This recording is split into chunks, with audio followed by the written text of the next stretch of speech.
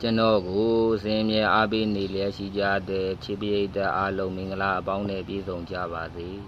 20ရက်5လ2025ဆိုတဲ့အင်္ဂါနေ့ကဏ္ဍအတွက်ပေါ့နော်20ရက်5လ2025ဆိုတဲ့အင်္ဂါနေ့ကဏ္ဍမှာတဏီကုံစာဝမ်းချင်းအနေနဲ့6ခွန်ဝမ်းချင်းပေါ့နော်6ခွန်ဝမ်းချင်းကိုပฏิကဏ္ဍအနေဖြင့်လည်းပဲအသုံးပြုလို့ရပါတယ်ပေါ့နော်တဏီကုံစာဝမ်းချင်းက6ခွန်ဝမ်းချင်းပေါ့နော်6ခွန်ဝမ်းချင်းကိုပฏิကဏ္ဍအနေဖြင့်လည်းအသုံးပြုနိုင်ပါတယ်ပေါ့နော်ဝမ်းချင်းက6ခွန်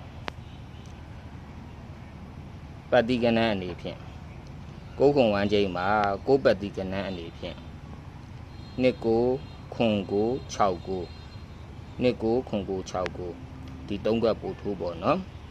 တဏီကုံစာဝမ်းချင်း6ခွန်ဝမ်းချင်း2ကိုခွန်ကို6ကိုဒီ3ခွက်ပို့ထိုးပေါ့နော်6ခွန်ဝမ်းချင်းမှာခွန်ပฏิကဏ္ဍအနေနဲ့ခွန်3ခွန်6ခွန်5ခွန်3ခွန်6ခွန်5ဒီ3ခွက်ပို့ထိုးပေါ့နော်တဏီကုံစာဝမ်းချင်းက6ခွန်ဝမ်းချင်းဒီထဲကခွန်ပฏิကဏ္ဍအနေနဲ့ခွန်3ခွန်6ခွန်5ဒီ3ခွက်ပို့ထိုးပေါ့နော်တဏီကုံစာဝမ်းချင်းက6ခွန်ဝမ်းချင်း6ပတ်ဒီခွန်ပတ်ဒီအနေဖြင့်လည်းအသုံးပြုနိုင်ပါတယ်ပေါ့နော်မနေ့ဖြန်20ရက်5လ2025အင်္ဂါနေ့ကဏ္ဍမှာထူးခြားမဲ့ကဏ္ဍလေးပေါ့နော်ထူးခြားမဲ့ကဏ္ဍလေးဆိုတာကလည်း19ရက်5လ2025တနင်္လာနေ့ကဏ္ဍမှာပြောထားပြီးသားပေါ့နော်ထူးခြားမဲ့ကဏ္ဍလေးတွေက19ရက်နေ့ကပြောထားပြီးသားเนาะ19ရက်နေ့ကဘာတွေထူးခြားမဲ့ဆိုတာပြောထားပြီးသားအင်္ဂါနဲ့ဗုဒ္ဓဟူးမှာ310ပြိတ်33ပြိတ်လာမယ်လို့ပြောထားပြီးသားเนาะစုံနဲ့ညီကိုလာမယ်လို့လည်းပြောထားပြီးသားเนาะအဲ့တော့မနေ့ပြန်အင်္ဂါဆိုတော့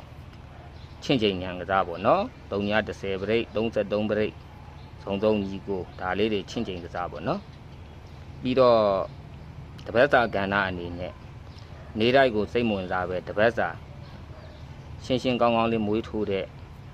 ခုနှစ်သားသမီးအတွက်လည်းပြောထားပြီးသားပေးထားပြီးသားပေါ့နော်အင်္ဂါနေ့ကတော့ထူးထူး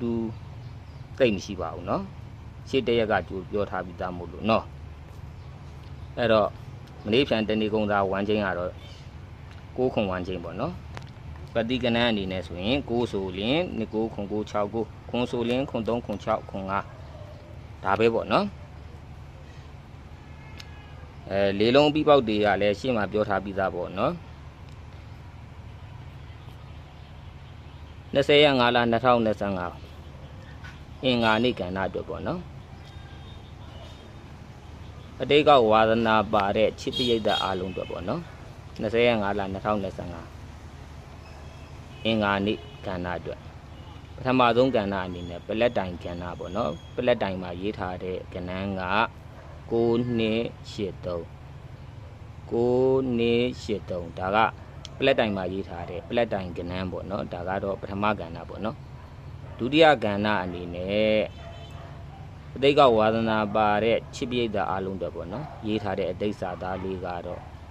တကားမရှိဓာမရှိတကားမရှိဓာမရှိတကားမရှိဓာမရှိဒါကတော့မြင်နေရတဲ့အတိတ်စာသားလေးပေါ့နော်ဒါကအတိတ်ကဝါသနာပါတဲ့ချစ်ပြိတ်တဲ့အားလုံးအတွက်ရေးထားပြီးတဲ့အတိတ်စာသားလေးပေါ့နော်ဒါကတော့ဒုတိယကဏ္ဍပေါ့နော်တတိယကဏ္ဍအနေနဲ့ချစ်ပြိတ်တဲ့တို့မြင်နေရတဲ့စက်လိန်လေးပေါ့နော်ချစ်ပြိတ်တဲ့တို့မြင်နေရတဲ့စက်လိန်လေးကိုကိုယ်မြင်ကိုယ်ရှုထောင့်ကနေကြည့်ချက်ကောက်ကြပေါ့နော်ဒါကတော့တတိယကဏ္ဍစလိန်ကဏ္ဍလေးပေါ့နော်စလိန်ကဏ္ဍလေးပေါ့နော်ဒါကတော့တတိယကဏ္ဍပေါ့နော်စတုဒ္ဒကဏ္ဍအနေနဲ့ကဏ္ဍနှစ်ကွက်ထုတ်ပေးထားပါတယ်ထုတ်ပေးထားတဲ့ကဏ္ဍနှစ်ကွက်ကတော့6နှစ်ခွန်6 9နှစ်နဲ့ခွန်6 9နှစ်ခွန်6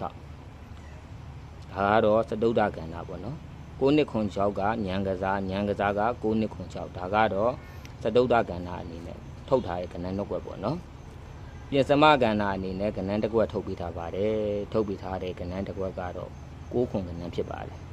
6ခွန်ကဘာလဲဆိုတော့ကန်ဆန်းရန်6ခွန်ခွန်9ကန်ဆန်းရန်ပေါ့နော်ဒါကတော့ပြင်စမကဏ္ဍအနေနဲ့ကဏ္ဍတစ်ကွက်ထုတ်ထားတယ်ပေါ့နော် အဲ့တော့ဝမ်းကျင်းနဲ့ပြောပြီးသွားပြီနော်ပတိကနန်းနဲ့ပြောပြီးသွားပြီ